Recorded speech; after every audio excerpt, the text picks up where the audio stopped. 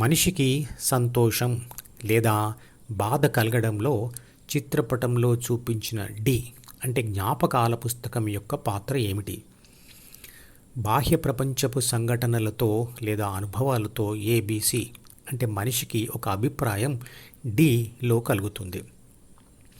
అభిప్రాయం అంటే ఏబిసి ప్రాపంచిక సమాచారాన్ని విశ్లేషించి ఏర్పరచుకున్న సూచన లేదా కోరిక.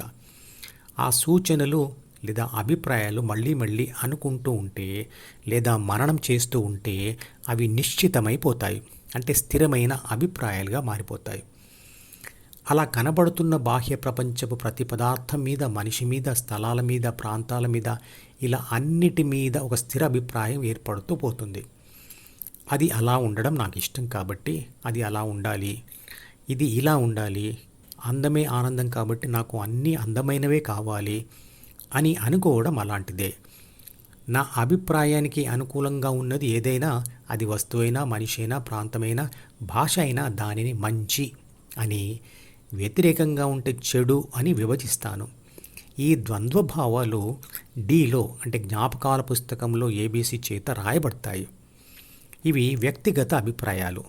ఉదాహరణకు ఒక వస్తువు యొక్క లేదా మనిషి యొక్క లేదా ప్రాంతం యొక్క ప్రతిబింబ సమాచారం ప్రతి ఒక్కరి కళ్ళ వెనకాల ఆప్టిక్ నర్వ్ మీద అంటే డి యొక్క తెర మీద ఒకేలా ఏర్పడుతుంది, కళ్ళలో ప్రాబ్లం ఉంటే తప్ప.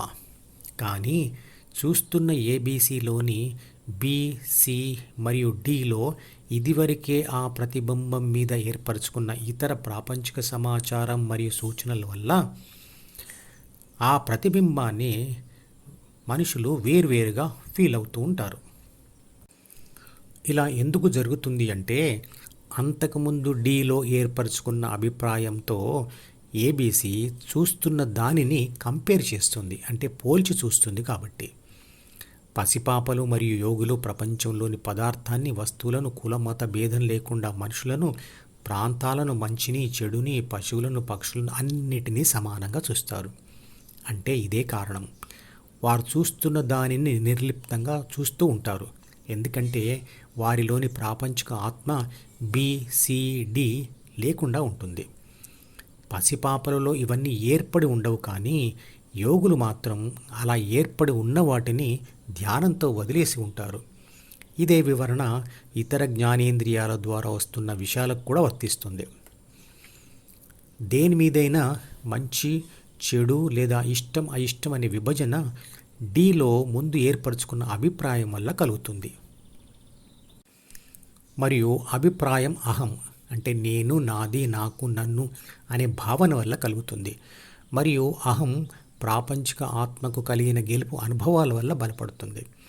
ఇది మంచి, ఇది చెడు అనే తత్వ విభజన తీవ్రమైనప్పుడు విభేదాలు పెరుగుతాయి. ఎవడు మంచివాడు, ఎవడు చెడ్డవాడు ఇవన్నీ గుర్తుపెట్టుకోవడం మనసుకు భారం అవుతుంది. పుట్టగానే మనిషి తాను బ్రతకడానికి అహాన్ని తెచ్చుకోవాలి, దాన్ని పెంచి పోషించాలి తప్పదు. కానీ కనీసం భోగి రోగిగా మారినప్పుడైనా యోగి కావాలి.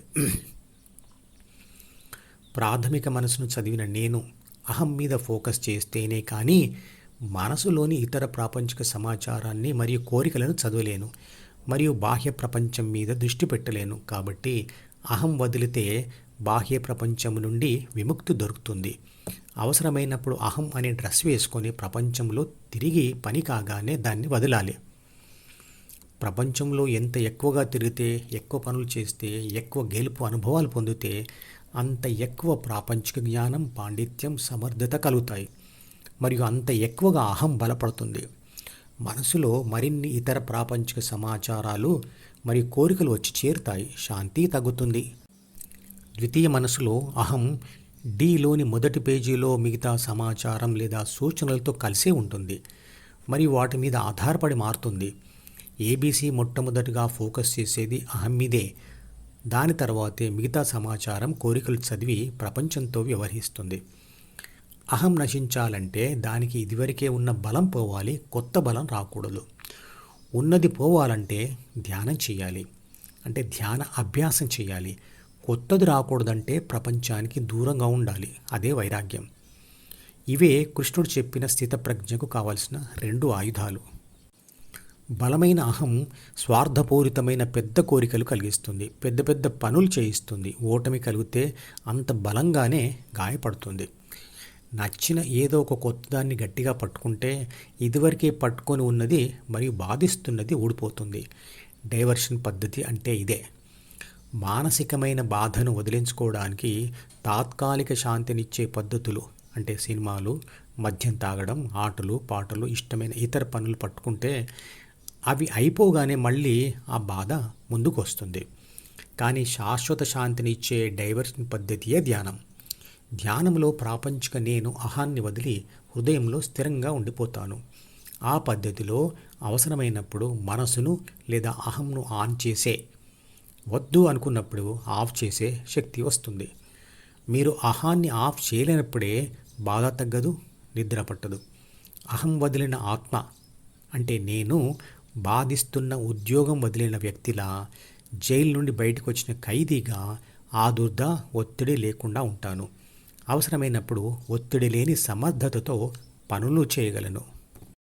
ఈ మధుపదం యూట్యూబ్ ఛానల్ వీడియోని సబ్స్క్రైబ్ చేసి గంట గుర్తును నొక్కి ఆల్ని సెలెక్ట్ చేసి ప్రతిరోజు యూట్యూబ్ ఓపెన్ చేసి అడుగున ఉన్న సబ్స్క్రిప్షన్ బటన్ నొక్కితే అన్ని లేటెస్ట్ వీడియోలు చూడవచ్చు.